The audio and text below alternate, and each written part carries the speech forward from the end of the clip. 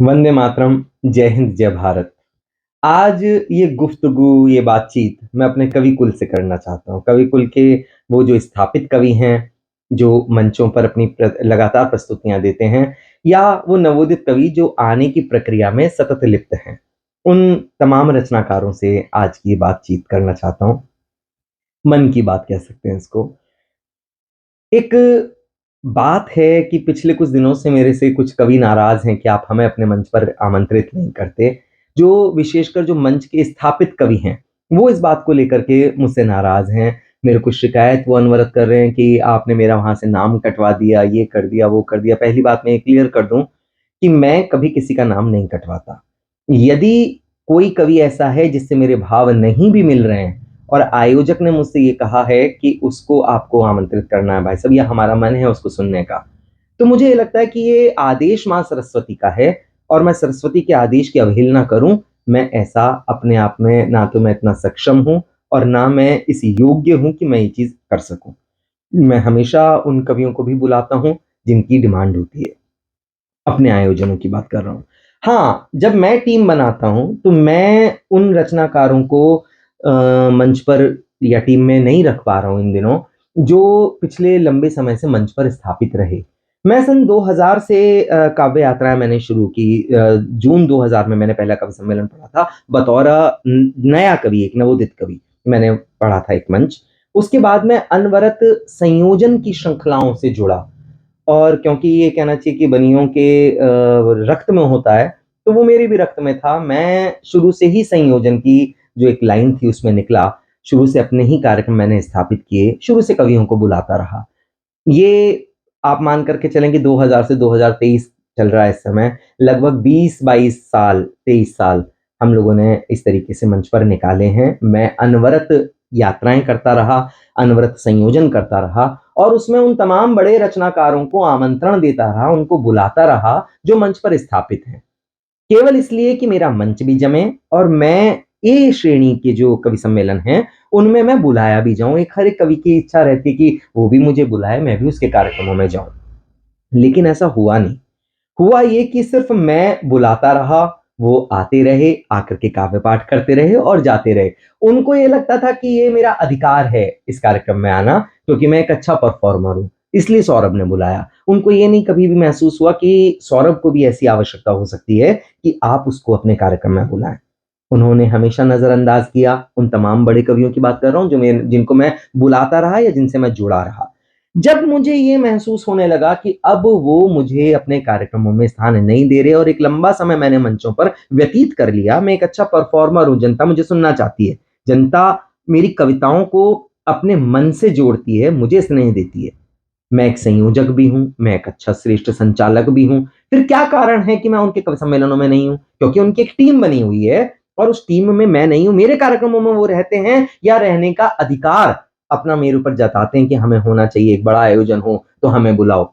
मैं उन तमाम नवोदित कवियों से भी एक बात कहना चाहता हूँ, मत बुलाइए ऐसे रचनाकारों को। मैंने भी मेरा कद बड़ा किया। मुझे लगा कि अगर बड़े कवि की आवश्यकता है, तो मैं अपना कद बड़ा करूँ ना, मुझे क्या आवश्यकता है मैं उन्हीं कवियों को बुला-बुला कर कहूँ, ये बड़े कवि, ये बड़े कवि।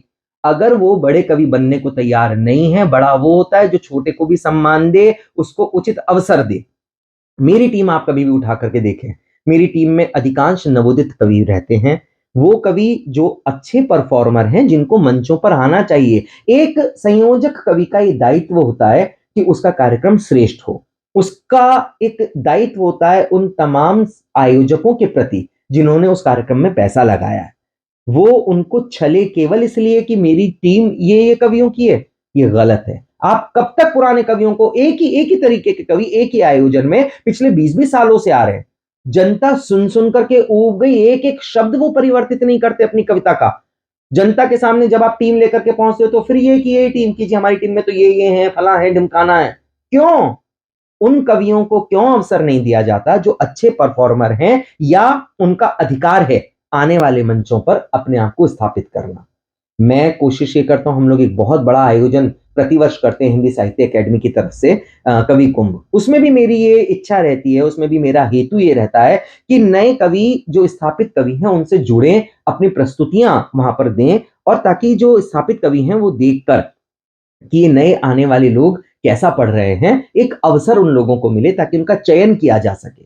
मेरी हमेशा कोशिश रहती है कि मैं अपने आयोजन में कम से कम 1 या 2 बिल्कुल नवोदित कवियों को काव्य पाठ कराऊँ या एक ऐसी टीम जो या तो मंचों पे अधिकार रखती है अपना पढ़ने का लेकिन मंचों पर नहीं है या उनको आना चाहिए, मैं हमेशा मेरी कोशिश रहती है कि मैं उनको मंचों पर लेकर के आऊँ। और अब आप इसको कुछ भी मानें, आप इसको ये भी कह सकते हैं कि ये सौरभ ने बिगुल बजाया है स्थापित कवियों के विरुद्ध।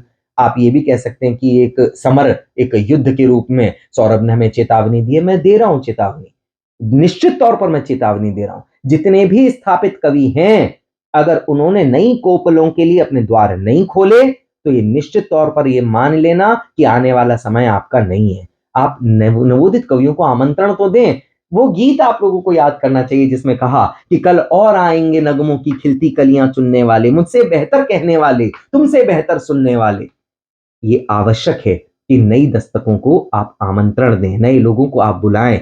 अन्यथा वही होगा जो मेरे साथ हुआ। मैंने अपने दरवाजे उन स्थापित कवियों के लिए बंद कर दिए।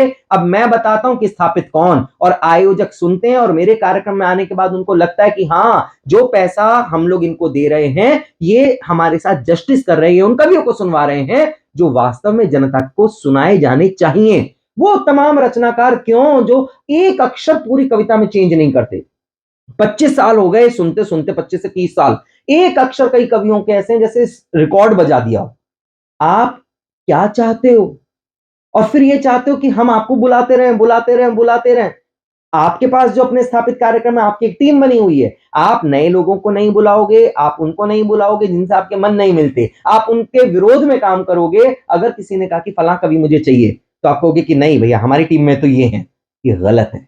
आप आने दें दस्तकों को। जो लोग नए लोगों को आने में अवरोधक बनते हैं, निश्चित तौर पर मैं बता दूं आप लोगों को कि जिस दिन नए लोग अकड़ में आए, अपने चैतन्य में आए, फिर वो आप लोगों के लिए भारी पड़ेगा। कहीं उर्मिले शंखधर साहब ने कहा कि वो जिनके हाथों में अकड़ होठों पे नारे होंगे, वो जिनके हाथों में अकड़ होठों पर नारे होंगे, कोई और नहीं जुल्म के मारे होंगे, कि कोई और नहीं जुल्म के मारे होंगे। मेरे आराध्य डॉक्टर कुंवर बेचैन जी ने कहा कि चोटों पे चोट देते ही जाने का शुक्रिया, पत्थर को बुत की शक्ल में लाने का शुक्रिया, और तुम ना आती तो क्यों बनाता मैं सीढ़ियां, दीवारों मेरी राह में आने का शुक्रिया। बस ये सूत्र समझ लेना मेरे नए कवियों। ये एक ऐसा वाक्य है, ये एक ऐसा मुक्तक है श्रद्धेय कुंवर बेचैन जी का, जिसने मुझे हमेशा चैतन्यता दी, जिसने हमेशा ऊर्जा दी, जिसने कहा कि अगर किसी और ने मुझे नहीं बुलाया तो सौरभ कोई दिक्कत नहीं है, मैं खुद को ऐसा बनाऊं कि मैं औरों को बुला सकूं। मैं तमाम उन नए कवियों को एक बात कहना चाहूंगा। हो सकता है मेरे बहुत सारे परिचित नए कवि ऐसे हैं जो चाहते हैं कि सौरभ भैया की टीम में रहें, उनके साथ यात्राएं करें। कई सारी व्यवस्थाएं ऐसी हो सकती है कि मैं उनकी तरफ ना देख पाया हूं या कभी ना बुला पाया हूं, लेकिन मैं आप लोगों से वायदा करता हूं कि आप हर एक व्यक्ति के अंदर एक सौरभ सुमन छुपा हुआ है। उस सौरभ सुमन को निकालने भर की देर है। नहीं बुलाते बड़े कवि मत बुलाएं, आप बड़े हो जाएं। आप अपने क्षेत्र में आयोजन खड़े करें और उन तमाम रचनाकारों को उस कार्यक्रम में बुलाएं जिनको आपके यहां अभी तक सुना नहीं गया। एक बार जब जनता अच्छे कवियों को सुनना शुरू कर देगी, उनको ये पता चल जाएगा कि अच्छे कवि कैसे हैं या नए कवियों के पास क्या कंटेंट हैं, तब वो आपके ऊपर विश्वास करेंगे, आपको बुलाएंगे।